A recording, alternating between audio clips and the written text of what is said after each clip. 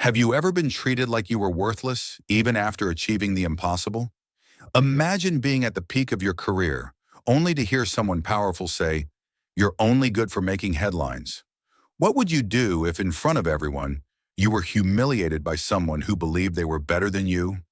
Today, you'll discover how a moment of pain can be transformed into strength, and how Michael Jordan's silent response taught the world that character is worth more than any fortune. But what really happened in that VIP airport lounge? And why, years later, would that same man come back, desperate, asking for help from the one he once disrespected? Get ready to learn a never-before-told secret. The sound of automatic doors revealed Michael Jordan. The man who revolutionized global basketball was now wearing a modest suit. His firm expression contrasted with the nervousness of his assistant, Angela. Five well-dressed white executives turned in unison. The silence in the VIP room grew heavy as Michael walked in with dignity, ignoring the malicious whispers. Mrs. Williams, a black woman with gray hair, instantly recognized Michael. Her eyes sparkled with admiration as she offered him a cup of coffee with trembling hands. Richard Evans, a silver-haired billionaire businessman, leaned toward a colleague. "Look who just arrived. The king of hoops thinks he can play on our team," he sneered, barely hiding his disdain. Angela gripped Michael's arm, feeling the hostility in the room. "Ignore them," she whispered, her heart pounding with outrage. "They don't deserve your attention." "Thank you for the coffee, ma'am," Michael said to Mrs. Williams, his gentle voice carrying the weight of 1,000 battles. His eyes conveyed deep, sincere gratitude. A snobbish executive pointed at Michael, laughing like a hyena. "This is what happens when they let just anyone into VIP lounges," he mocked, adjusting his silk tie. Richard stood with the arrogance of someone who'd never tasted defeat. He approached Michael, extending a cold hand. His eyes scanned the former athlete as if he were sizing up an object for sale. "You're famous, Jordan, but business is for grown-ups," Richard taunted with a poisonous smile, squeezing Michael's hand tightly. "Maybe you should stick to the court." Michael's face remained impassive like stone. Only his eyes, the same ones that once intimidated opponents on the court, locked onto Richard's with volcanic intensity. Richard raised his voice theatrically, making sure everyone heard. "These celebrities think they understand business. Poor souls. They don't know the difference between a ball and a balance sheet." Mrs. Williams bowed her head, ashamed of the scene. Her wrinkled hands clutched her apron as silent tears threatened to fall from her tired eyes. Angela clenched her fists, ready to defend her boss, but Michael held her arm firmly. "It's not worth it," he whispered, maintaining the dignity that had made him a legend. "How many athletes have I seen go broke with their silly ventures?" Richard continued, circling Michael like a predator. "They're like kids playing businessmen." Michael closed his eyes for a second, breathing deeply. In his mind, a reel of all the barriers he had shattered throughout his life played like a fast-forwarded film. Mrs. Williams stepped closer, gently touching Michael's shoulder. "Some fights aren't worth it, son," she murmured with wisdom. "True victory comes with time." "Want to leave?" Angela asked, unable to watch her mentor being humiliated by these privileged men. "We can reschedule." Michael offered a slight smile, the same one that had appeared in millions of ads. "Let's go," he replied, with the serenity of someone who had faced far worse storms. Richard turned his back, returning to his pack of suited wolves. "Another one giving up," he laughed, raising his champagne glass like he was toasting a victory. Michael said goodbye to Mrs. Williams with a warm hug and a whispered thank you. He walked out with the same unshakable posture that had led him to 6 NBA championships. As Michael disappeared down the corridor, Richard's voice echoed, "Bet he'll come crawling back for a job." Mrs. Williams watched, her eyes glistening, the man who had just been humiliated. In that deafening silence, everyone wondered, behind that calm, what storm was raging inside Michael Jordan's chest? Sometime later, the driver shut the door as Michael sank into the back seat of the black car. The silence was heavy as lead until Angela finally broke it. "Why didn't you respond, Michael?" she asked, her eyes glowing with barely contained anger. That man deserved to be put in his place. Michael adjusted his tie and took a deep breath, as if carrying the weight of the world. I've been through worse in life, Angela, he replied, his weary voice hiding decades of invisible battles. But you know what's strange? You never get used to it. It never stops hurting. Suddenly, his mind drifted back to 1970. Young Michael, just 8 years old, playing on a cracked sidewalk in North Carolina. White neighbors passing by, whispering just loud enough for him to hear. That Jordan kid doesn't come from an important family. He'll never be anything. Little Michael pretended not to hear, though his child's heart ached. The memory shifted. Now he was 15, his body already showing the athletic potential that would change sports forever. A white coach, gray-haired and cold-eyed, pointed a finger in his face. Listen carefully, boy. Poor kids like you don't go far. Basketball's just a way to keep you off the streets. Angela touched his arm, pulling him back to the present. Her dark eyes, filled with genuine admiration, locked onto his. Michael, you've changed lives. Black children across the country have hope because of you. Grown men cry when they speak your name. Who is Richard Evans compared to that? Michael turned to the window, watching the city blur into streaks of color. A stubborn tear welled in the corner of his eye, but he didn't let it fall. Years of training to contain emotion in packed arenas now helped conceal the pain pulsing through his aging heart. Like a sad, sped-up film, he saw himself again in the school hallways, ignored by white classmates. In college, hearing snickers when he spoke during meetings. Even as a superstar, a waiter at a luxury restaurant asking if he really had a reservation, while white patrons were seated without question. The car stopped at a red light. Through the window, Michael spotted a young black boy, no older than 10, selling candy to drivers. His simple clothes and determined gaze reminded Michael so much of himself that his heart clenched. Michael rolled down the window and offered the boy a genuine smile. The boy froze, immediately recognizing that famous face. His eyes widened as if he were standing in front of a real-life superhero. Slowly, a shy but radiant smile lit up his small face. It was as if time had stopped in that brief moment of connection between generations. "Did you see that?" Angela commented, watching the scene. "You inspire more than you think, Michael. That boy's going to tell all his friends he saw you today. To him, it doesn't matter what Richard Evans thinks. You are proof that dreams are possible." Michael closed his eyes and clearly heard his mother, Dolores's voice, as if she were sitting beside him. "Son, they may close doors, but they can't close who you are. Your greatness comes from within." Those words had sustained him through storms that would have destroyed less determined men. His large, aged hand closed into a tight fist at the bottom of the car. His knuckles whitened with a restrained force. It wasn't just anger.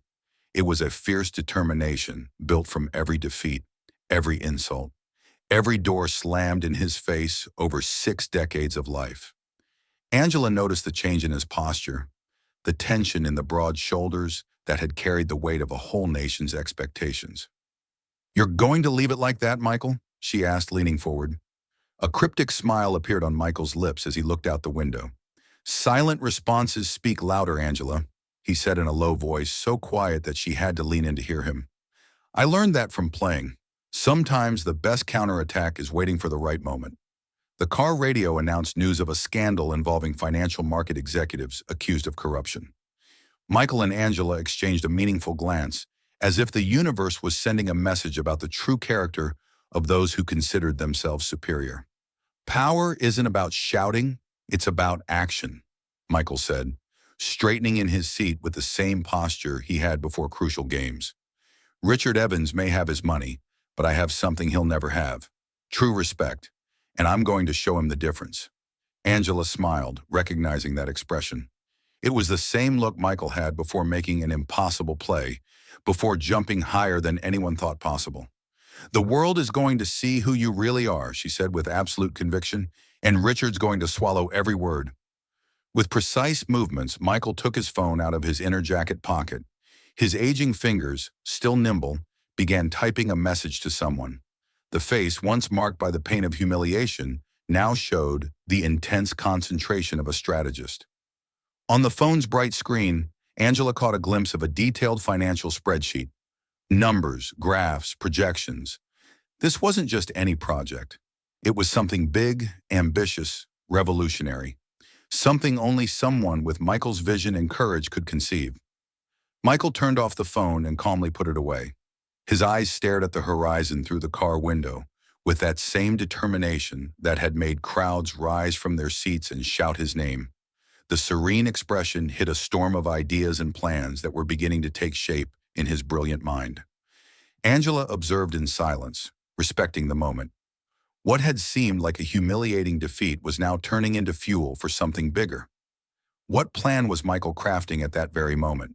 And why, even after being publicly humiliated, did he seem so confident, so determined? Almost as if the humiliation was exactly what he needed to take the next step in a much bigger game than basketball. Michael's office wasn't luxurious, only the essentials. A simple wooden desk, a few chairs, and white walls where he had hung dozens of unfinished projects.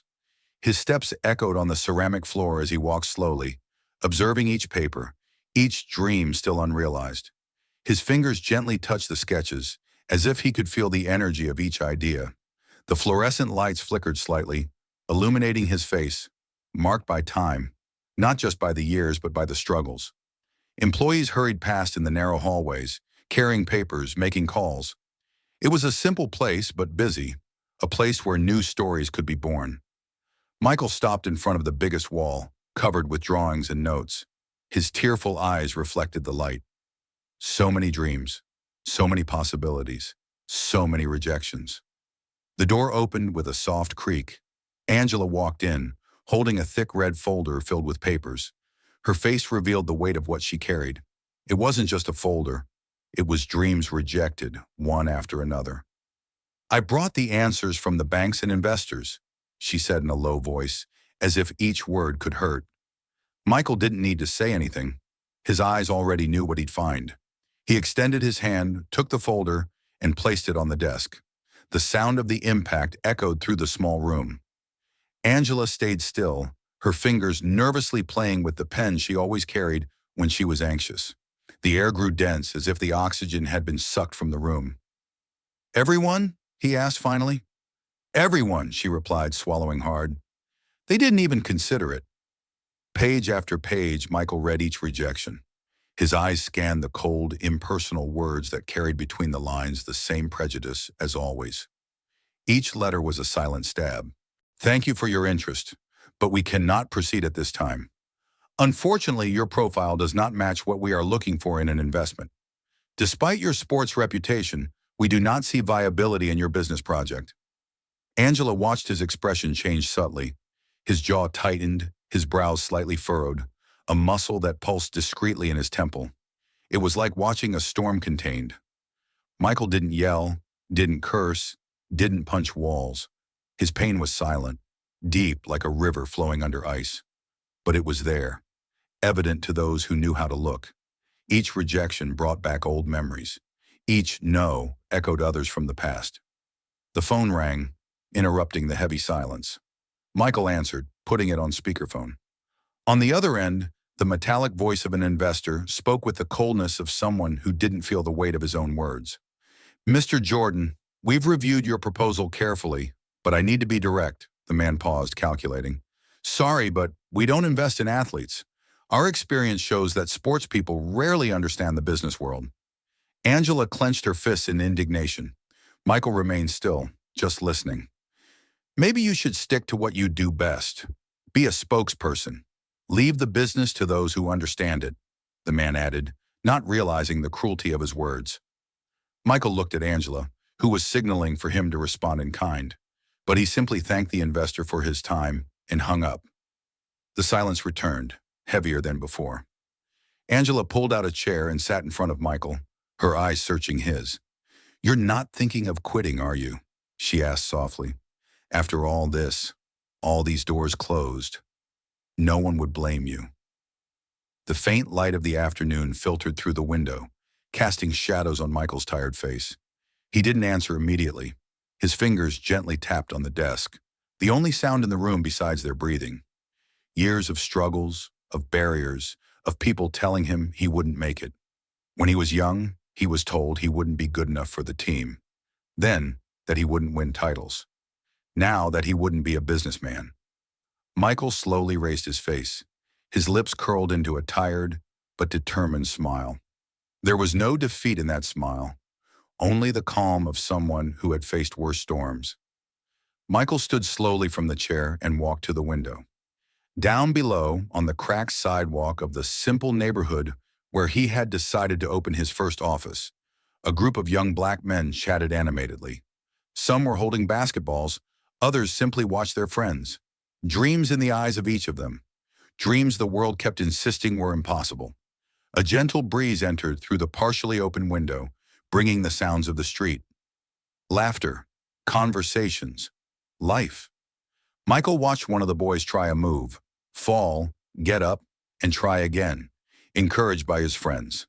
A simple scene, but it said so much. "Look at them, Angela," Michael murmured, not taking his eyes off the window. "They need to see someone like them breaking barriers, not just in sports, but in business, in the rooms where real power lies." His voice was low, almost a whisper, but it carried the strength of a promise. The afternoon sun cast golden reflections on the distant buildings. Michael kept watching the street, but his thoughts were far away. He was back in that VIP room at the airport, seeing Richard Evans' disdainful face, hearing his voice filled with prejudice and arrogance. "You don't know anything about business. You're just good for making headlines." The words still burned in his memory, as if they had been spoken at that very moment. He could clearly see the smirk, the knowing looks of the other businessmen, the uncomfortable silence of Mrs. Williams. Angela approached, gently placing her hand on his shoulder. "What are you thinking?" she asked softly.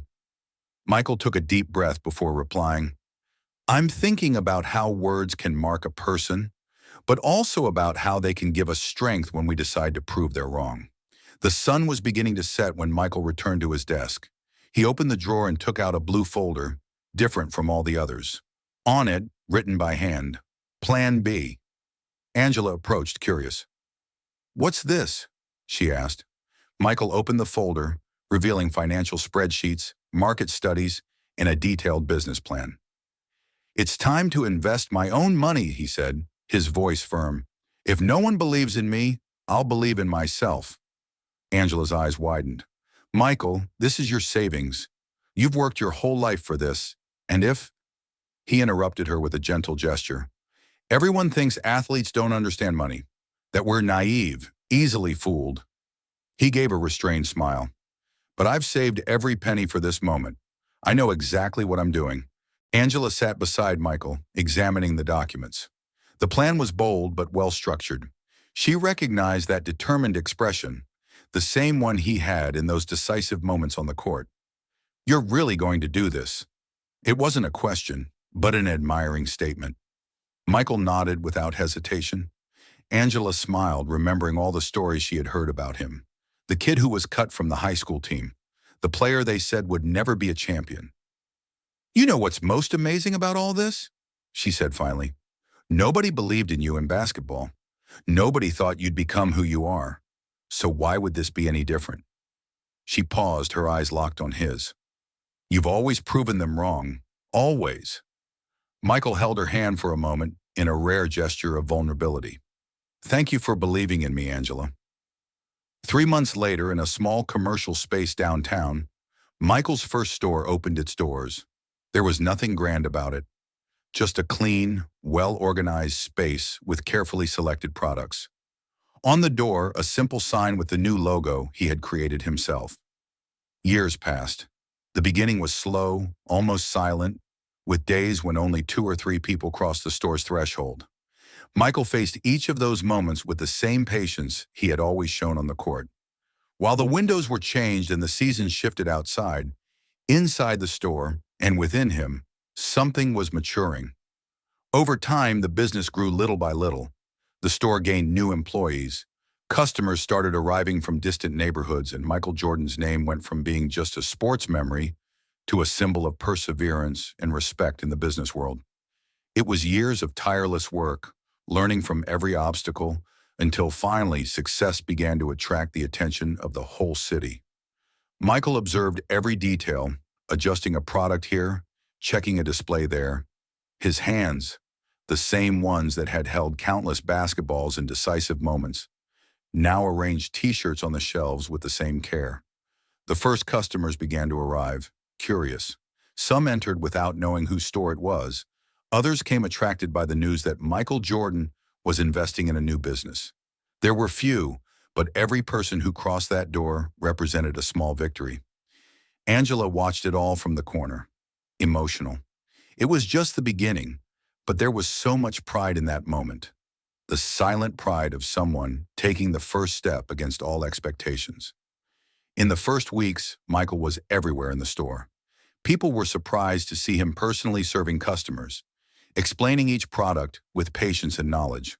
On this especially busy morning, he was wiping the floor after a customer had spilled coffee. An elderly lady watched him, intrigued. "You're not," she hesitated. "Yes, ma'am," he replied with a kind smile, not stopping what he was doing. "And you're cleaning the floor?" she asked, genuinely surprised. Michael paused for a moment, looking directly at her. "This place is my dream, ma'am. There's nothing here that I wouldn't do with pride." The woman smiled, touched by his answer. Later, she returned with two friends, then with family. Michael remembered her with every visit. He would talk, explain, listen. At the end of the day, after everyone left, he would still stay, organizing everything for the next day, exhausted but fully involved. The small store began to create its own routine. The doorbell constantly rang, announcing the arrival of new customers. Some entered, looked around curiously, and left. Others bought, returned, brought friends.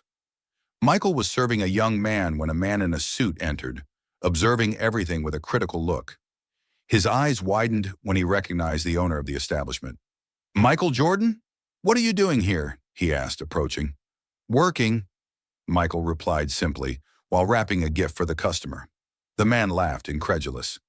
"I never imagined seeing you, you know, selling stuff in a little store." The term "little store" was pronounced with a hint of disdain. The customer Michael was serving noticed and grew tense.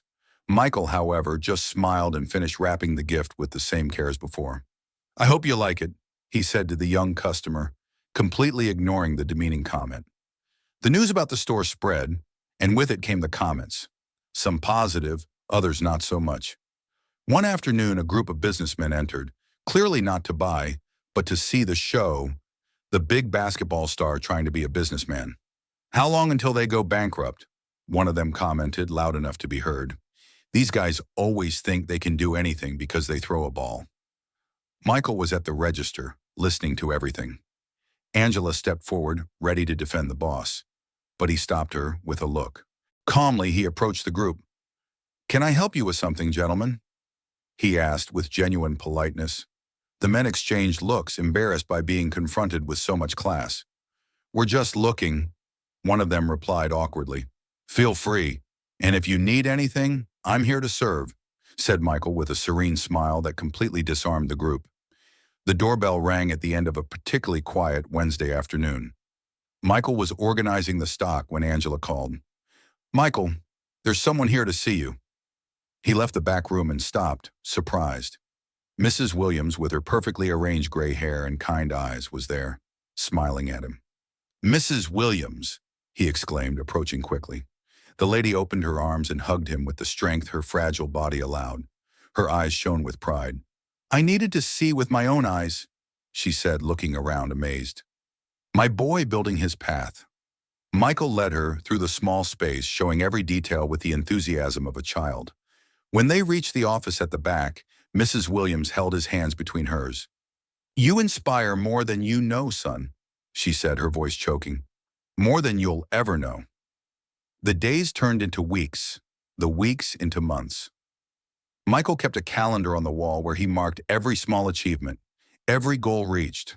New customers came in every day, many returning regularly. The small space was already feeling insufficient. One afternoon, Angela rushed into the office holding a spreadsheet. Her eyes were sparkling with excitement. "Michael, you need to see this," she exclaimed, handing him the paper. "Our growth in the last quarter." He looked over the numbers, surprised. Sales had tripled. "We need to expand," Angela concluded. "This space is no longer enough." Michael stood up, looking out the office window at the activity in the store. Customers were lining up to pay. New employees hired in the past few weeks were running back and forth. "You're right," he said finally. "It's time to take the next step." The local news was on when Angela came into the store carrying a portable television. She placed it on the counter and called Michael. "You need to see this," she exclaimed, turning up the volume. On the screen, a young reporter was smiling in front of the store. Behind her, customers were coming in and out, carrying bags. "We're here in front of one of the most impressive cases of entrepreneurship in the city," the reporter said. "In just 8 months, this small store has become a reference not only for its products, but for the philosophy behind the business." The camera showed footage of the inside of the store, Michael helping customers, training employees, most of them young black people from the neighborhood. "Overcoming barriers," the reporter continued. "This is the phrase that best describes what Michael Jordan is doing. Not only building a business, but opening doors for an entire community." The employees gathered around the television, applauding. Michael simply smiled silently. The office was quiet on that fall afternoon. Michael was reviewing contracts for the opening of the second store when Angela entered, holding the day's financial newspaper. "Did you see this?" she asked, placing the newspaper on the table. On the front page, a striking headline: "Evans Empire in Crisis. Shares plummet 40% in 1 week." Angela quickly flipped through to the full article. "Richard Evans is facing fraud charges. 3 of his companies are on the brink of bankruptcy." She looked at Michael, assessing his reaction. "And there's more. He's desperately seeking new investors. No one wants to associate with him now." Michael grabbed the newspaper, staring at the picture of Richard, the same man who had humiliated him years ago, now with a dejected expression, leaving a court hearing. It was as if the world had completely turned.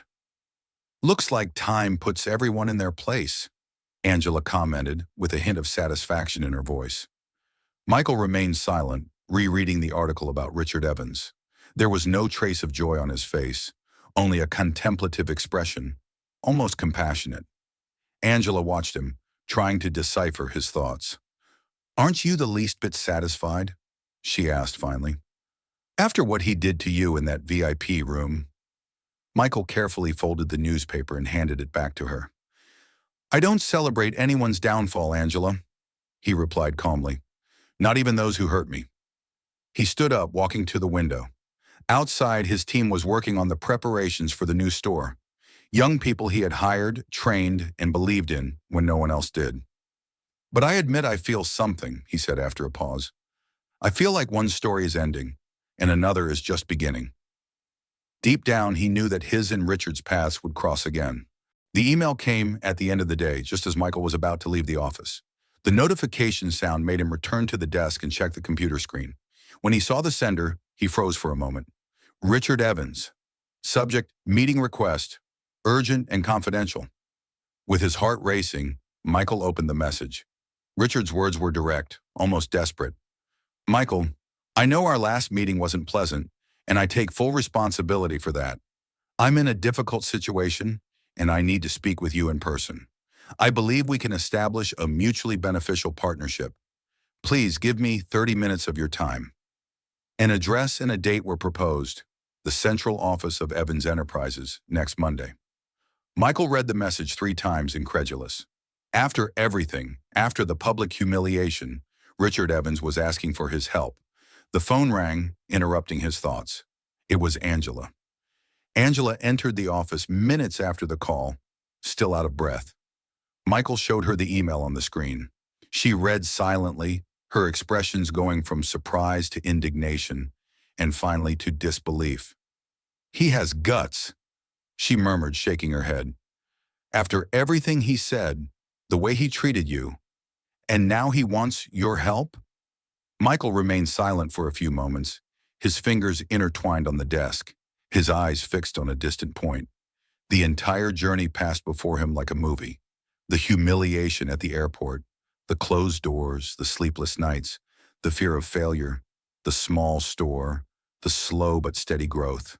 And now, this. "Are you going?" Angela asked finally. Michael stared at her, a mysterious smile forming at the corner of his lips. Are you ready? She insisted, worried about what that meeting could mean for him. Michael stood up with surprising calmness. His eyes sparkled with a mix of determination and serenity that Angela had rarely seen. Now more than ever, he replied, his voice firm. What is Michael truly expecting from this meeting?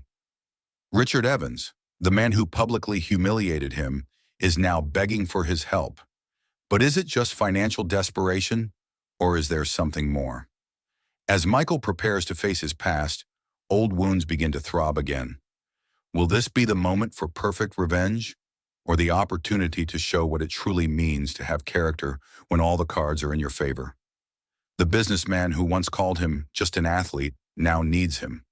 But what will be the real price of this reunion for Michael's soul? Sometimes the greatest battles aren't won with strength, but with dignity, and Michael is about to face the final test of his character. The afternoon sun reflected on the large windows of the Empire Business Center. Michael Jordan adjusted his navy blue tie and took a deep breath before crossing through the revolving doors. The security guard looked up in surprise upon recognizing him. The white marble lobby echoed with each step. The receptionist on the phone stammered in mid-sentence, nudging her colleague. Michael felt the weight of those stares, not of admiration for the player, but for the businessman he had become.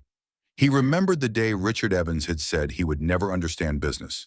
Every step on that polished floor represented the journey he had traveled since then. In the black car parked across the street, Angela nervously drummed her fingers on the document folder. She stared at the building where Michael had just entered. 7 years of hard work had led to this moment. Angela adjusted the rearview mirror to examine her own face. Her eyes revealed the concern she was trying to hide. It will be fine, she whispered to herself. But she knew Richard Evans and his tricks. That man had never accepted losing. She grabbed her phone, typed a message. I'm here if you need me. She sent it to Michael and turned her gaze back to the building, her heart heavy with bitter memories.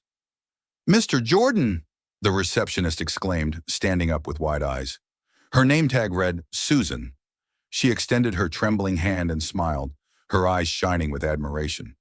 It's an honor to have you here. Mr. Evans is already waiting for you in the conference room. Michael noticed how she looked at him with genuine respect. Nothing like the condescending glances he had received early in his business career. Susan wanted to say something else, but hesitated. Finally, in a low voice, she confessed, My son only got into college because of your foundation. Thank you. Her eyes welled with tears. Michael nodded, touched by the sincerity of her words. The heavy door to the meeting room opened, revealing an opulent space. Expensive paintings adorned the walls, and a polished mahogany table dominated the center. Richard Evans stood by the window, looking out at the city. When he heard the door, he turned slowly. Michael felt a shock upon seeing him. Where was the arrogant man from years ago? Richard seemed to have aged 20 years, not 7. Deep wrinkles marked his face, and his hair had completely turned white. His shoulders, once arrogantly lifted, now seemed hunched by the weight of something Michael still didn't understand. Michael. Richard tried to smile, but his lips trembled. That was not the confident, venomous smile Michael had known. It was the nervous smile of a man cornered. Richard adjusted his expensive tie with anxious fingers and gestured to the chair. Please, sit down. Want a drink? Michael noticed the tremor in his voice, observed how his eyes avoided direct contact. The businessman who had once publicly humiliated him now seemed like a cornered animal. The same man who had laughed at him now rehearsed shy, uncertain smiles. Michael remained silent, just observing the transformation before his eyes. What do you want? Michael finally asked, his deep voice breaking the silence. He didn't sit. He remained standing, imposing, watching the man who had once made him feel small. Richard swallowed hard, loosening his tie as if he were choking. He began, but the words seemed difficult. I wouldn't have scheduled this meeting if it weren't really important. Michael felt his phone vibrate in his pocket. Probably Angela, but he didn't divert his gaze. He waited, studying each movement of Richard, each drop of sweat beginning to form on his forehead. The silence became a tool of power. Richard sank into the leather chair, running his hand through his graying hair. His eyes finally met Michael's. "Things have changed, Michael," he confessed in a hoarse voice. "Everything has changed. My investors are jumping ship. The scandals—" He hesitated. "I need true partners. People I can trust." Michael raised an eyebrow. The irony didn't escape either of them. "True partners," Michael repeated, finally sitting down. "Interesting that you would use those words." Richard stared at the table, unable to sustain the gaze. "I know I don't deserve your trust, but—" Richard's words echoed in Michael's mind. Flashes of that humiliation in the VIP room of the airport came rushing back. The laughter, the glances, the feeling of helplessness. Angela holding his arm, whispering to ignore it. Mrs. Williams looking down, embarrassed. That pain had never fully disappeared. It had only transformed into fuel.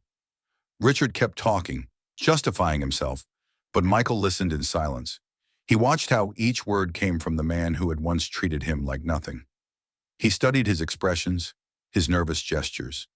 He thought of all the obstacles he had faced since then. The doors closed, the investors who gave up, the racist comments.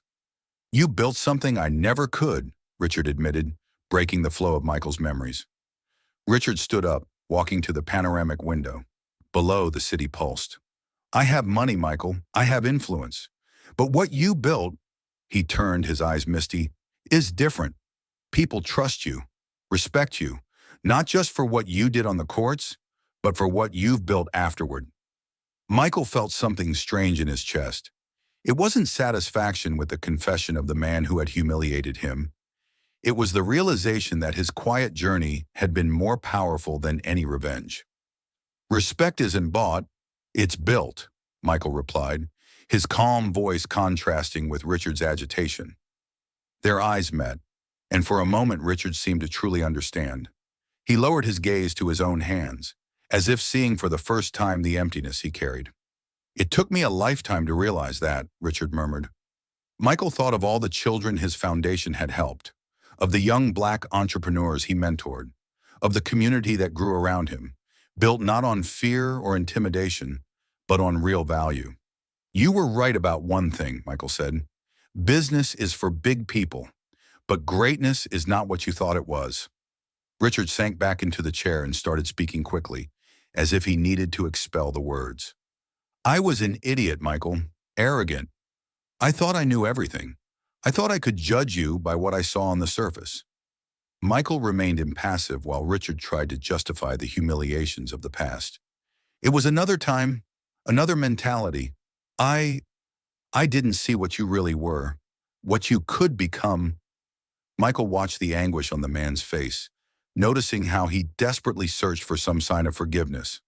But he didn't offer any. He just listened, his face an impenetrable mask, while the truth finally came to the surface after years of silence.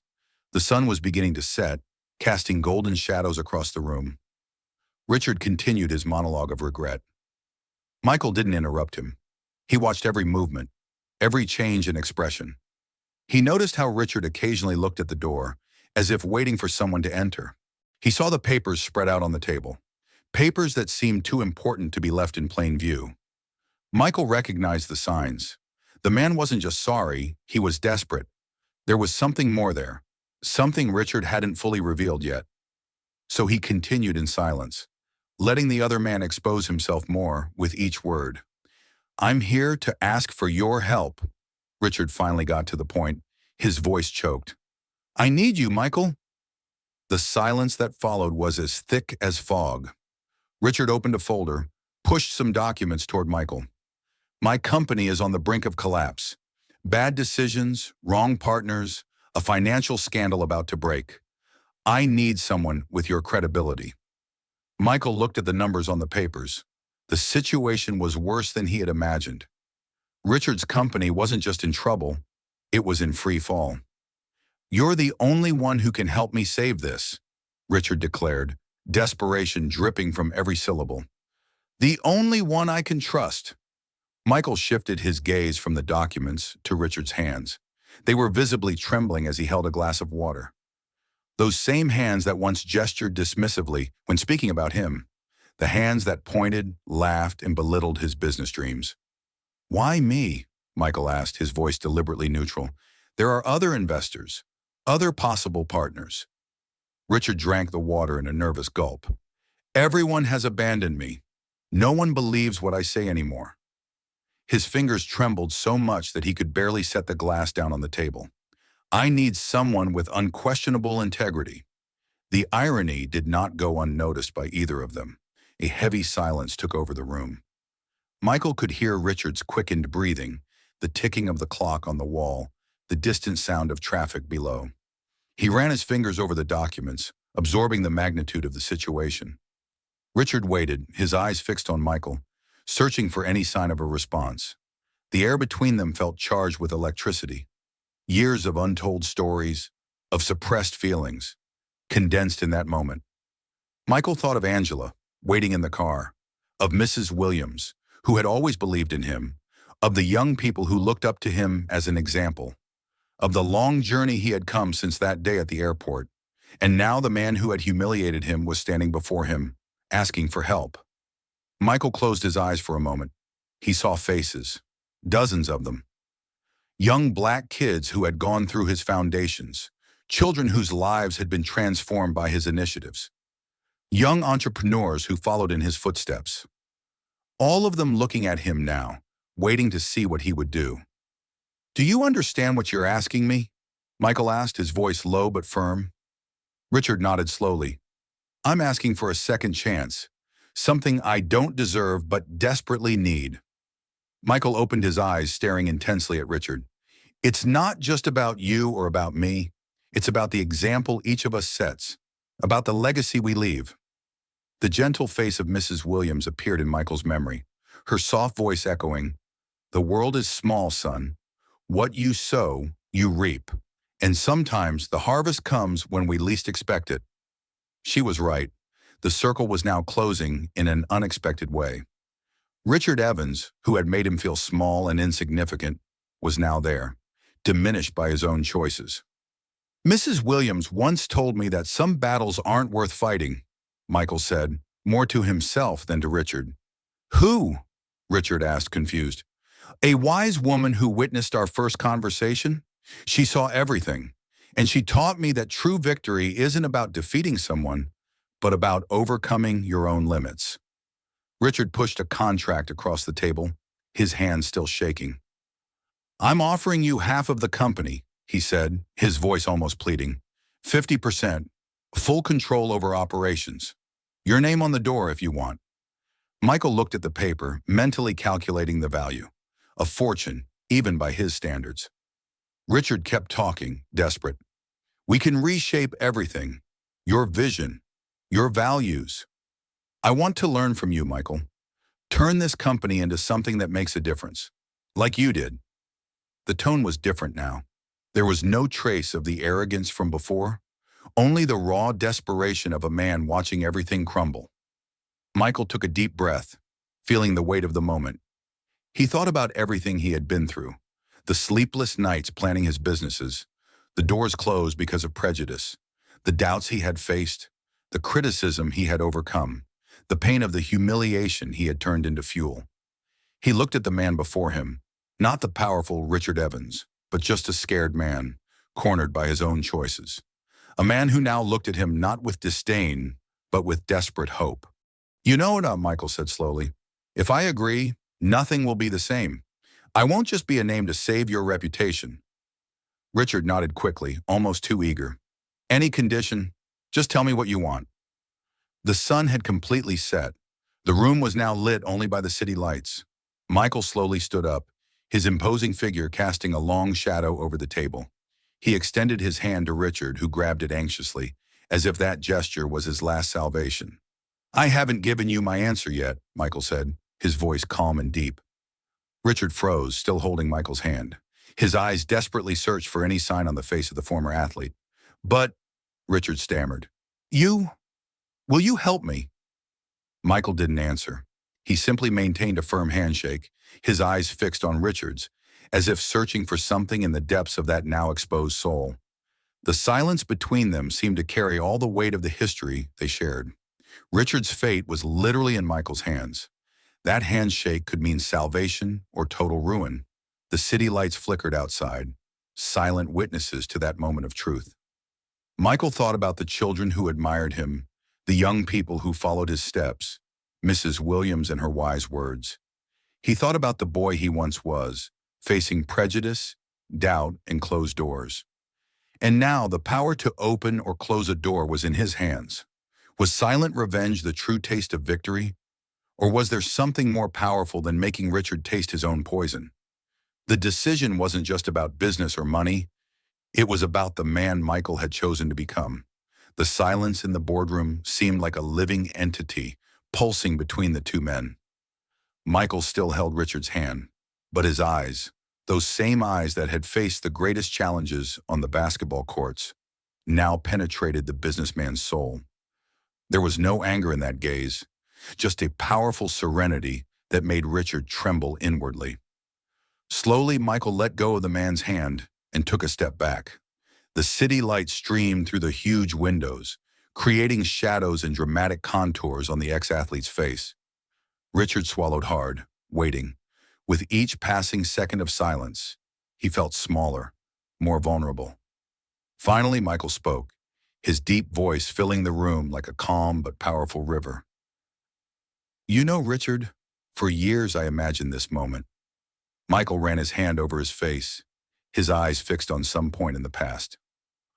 "You taught me a lesson without meaning to.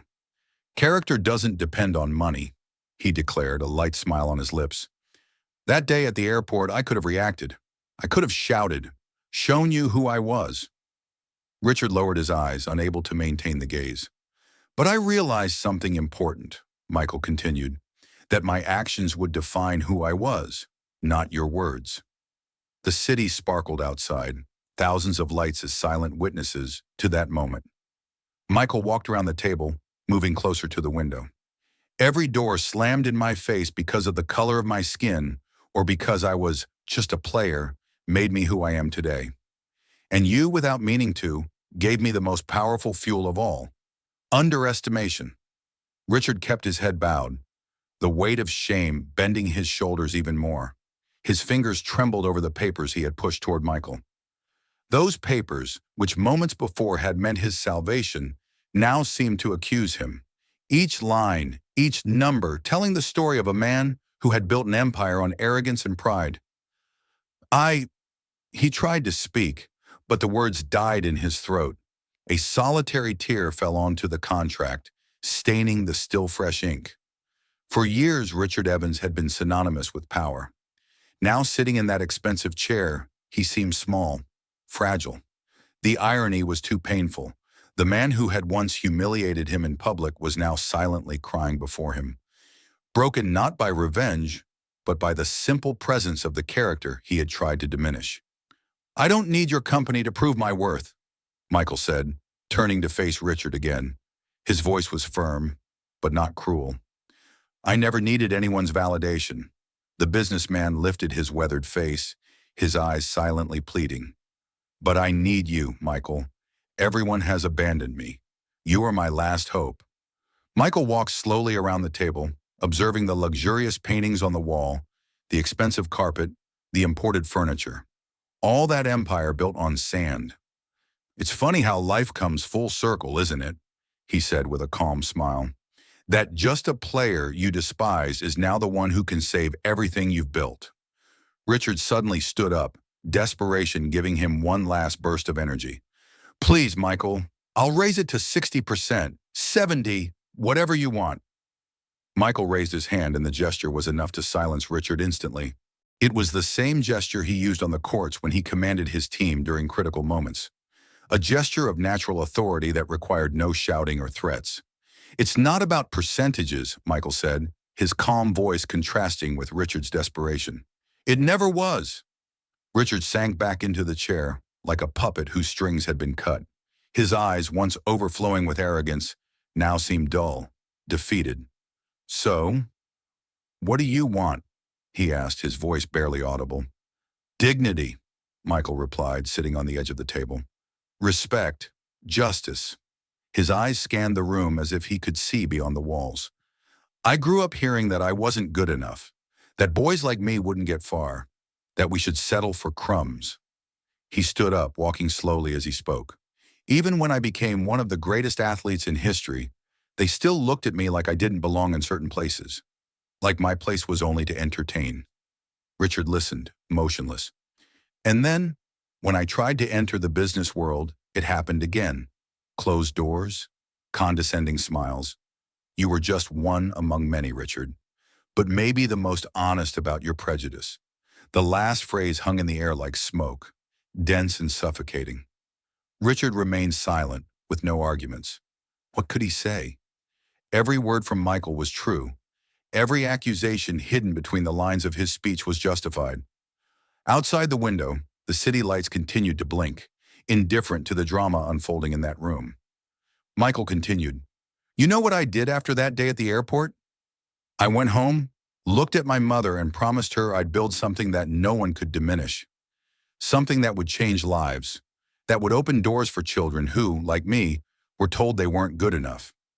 Michael's voice was soft, but each word carried the weight of years of silent struggle.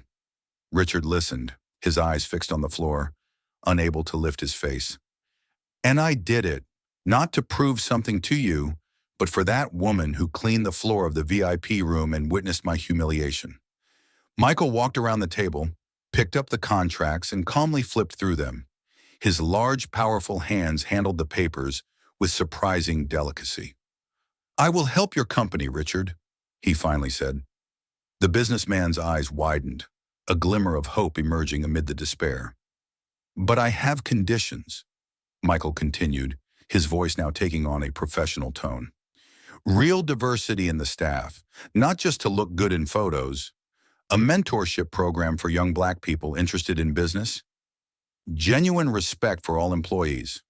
He lifted his gaze from the contract and stared directly into Richard's eyes. "And reparations for every person you diminished along the way, for every talent you ignored because of skin color, for every opportunity you denied based on prejudice." Richard hesitated for only a second before vigorously nodding. He had no choice. His empire was crumbling, and Michael represented his only salvation. "I agree with everything," he said quickly, reaching for a pen. "We can sign right now." Michael shook his head, a faint smile on his lips. "It's not that simple, Richard. I don't want your signature on a piece of paper. I want your true commitment." Richard swallowed hard, realizing he was facing something bigger than just a business deal. "How can I prove that to you?" he asked, his voice trembling. Michael walked over to the door, opened it, and gestured for someone outside. "It's not to me that you need to prove it," he replied as the door opened further. "It's to them." 5 young people entered the room, 3 men and 2 women, all Black, all under 30. They dressed in professional elegance. They carried briefcases and tablets. Intelligent eyes scanned the room, evaluating every detail. "Meet the new advisory board of your company," Michael introduced. Richard blinked, confused. "Sarah has a master's from Harvard. Marcus holds a PhD in economics. Jamal revolutionized startups on the West Coast. Tanya is an expert in business restructuring, and Kevin just developed an algorithm that will change your business model." The young people moved confidently toward the table. There was no submission in their gazes, only the quiet certainty of those who know their worth.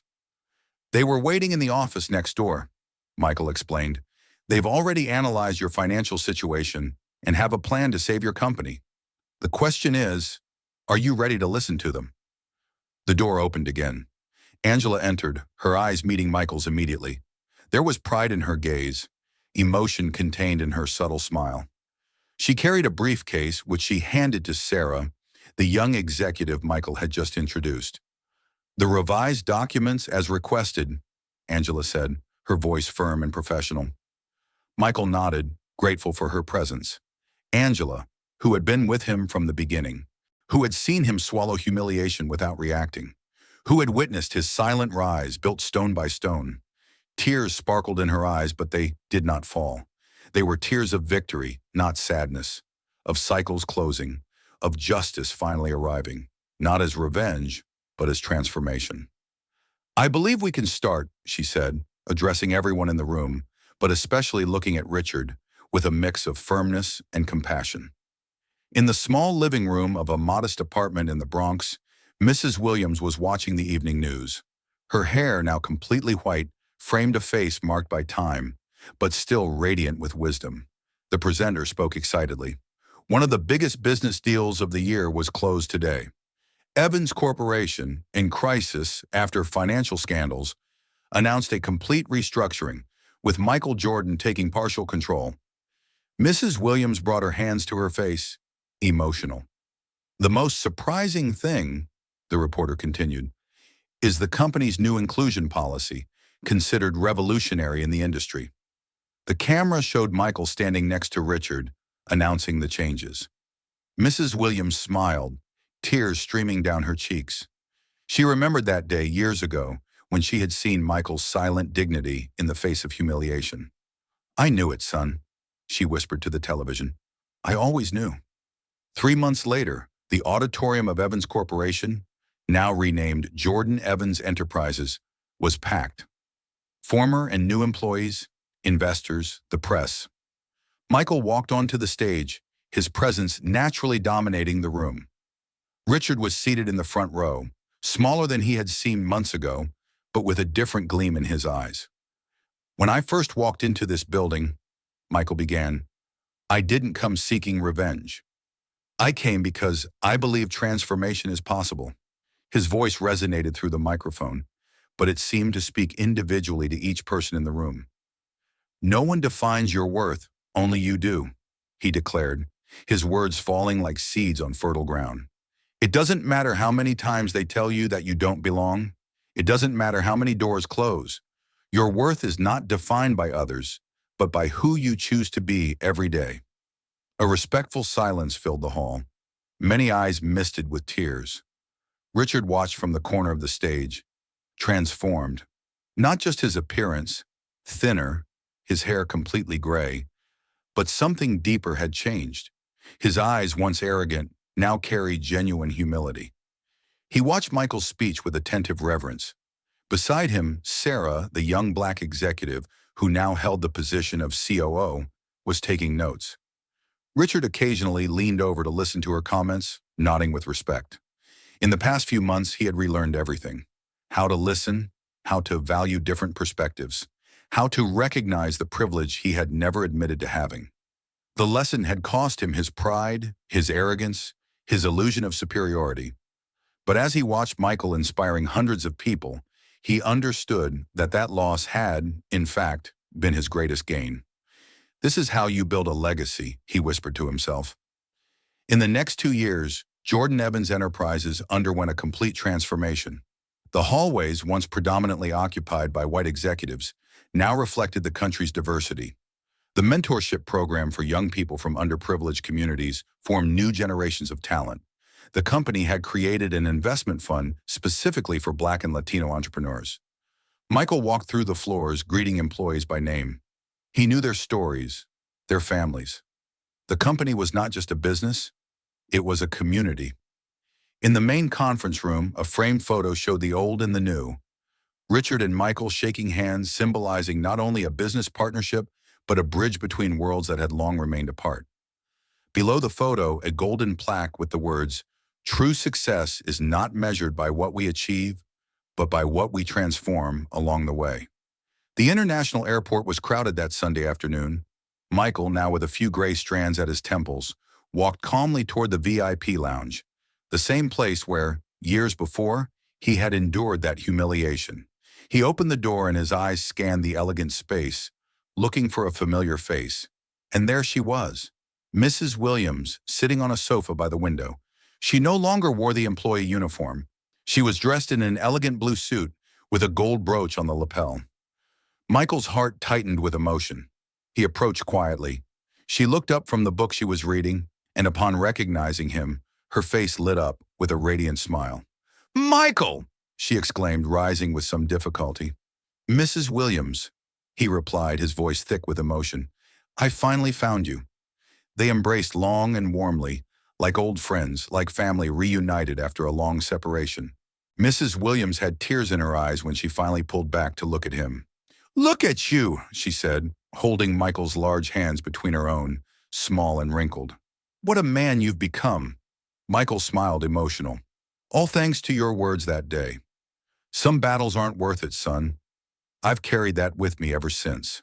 Mrs. Williams shook her head, smiling through her tears. I just said what you already knew in your heart. I saw it in your eyes that day. The silent dignity, the certainty that your worth didn't depend on their approval. Michael looked around the VIP room, now different, more diverse, more welcoming. The world had changed, even if slowly. I wish you knew what you did for me, he said, squeezing her hands affectionately. Sitting by the window of the VIP room, Michael and Mrs. Williams spoke like old friends. She talked about her retirement, her grandchildren, the simple yet dignified life she led. He spoke about the projects, the foundations, the young people he helped. At one point, Mrs. Williams pointed to the sky, where a plane was taking off. You know what I admire most about you, Michael?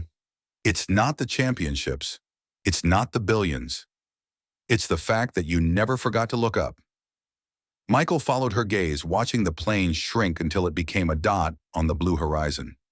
He was silent for a moment, absorbing the depth of those simple words.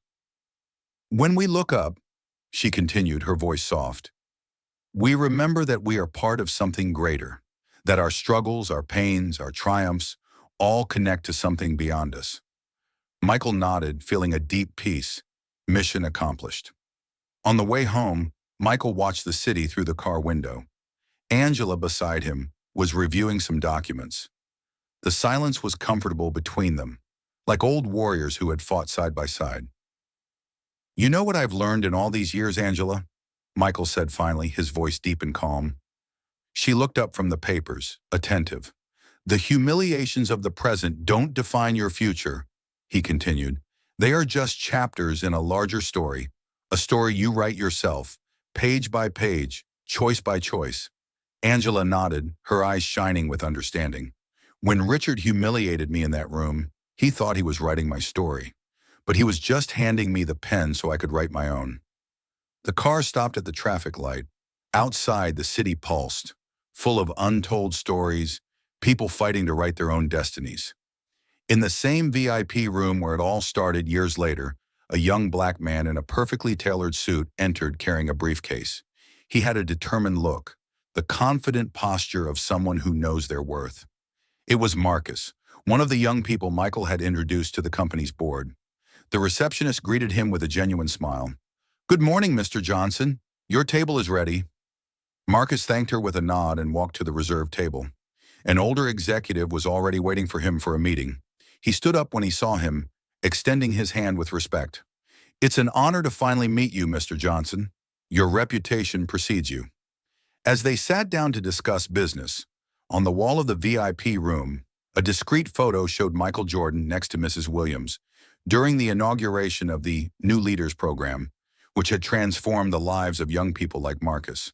Beneath the photo, a simple inscription, "Value is not inherited, it's built." The story of Michael Jordan and Richard Evans is not just about humiliation and overcoming. It's about how we choose to respond to life's injustices. It's about transforming pain into purpose, obstacles into opportunities, criticism into fuel. When Michael chose not to seek revenge but transformation, he not only changed his own destiny, he changed the destiny of countless young people who now had doors open that were once closed. He changed Richard's life, who found redemption in humility.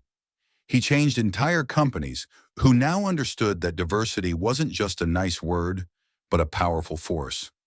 Michael's silent revenge wasn't about making Richard taste his own poison. It was about showing that there is a better path, a path of dignity, respect, and true greatness. This is the lesson we carry. No matter how the world tries to define who we are, the real power is in our own hands, in the choices we make, in the doors we open for others when we finally manage to enter.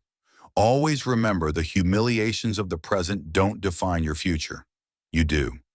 If this story touched your heart, share it with someone who needs to hear that their worth is not defined by those who try to diminish them, but by who they choose to be every day.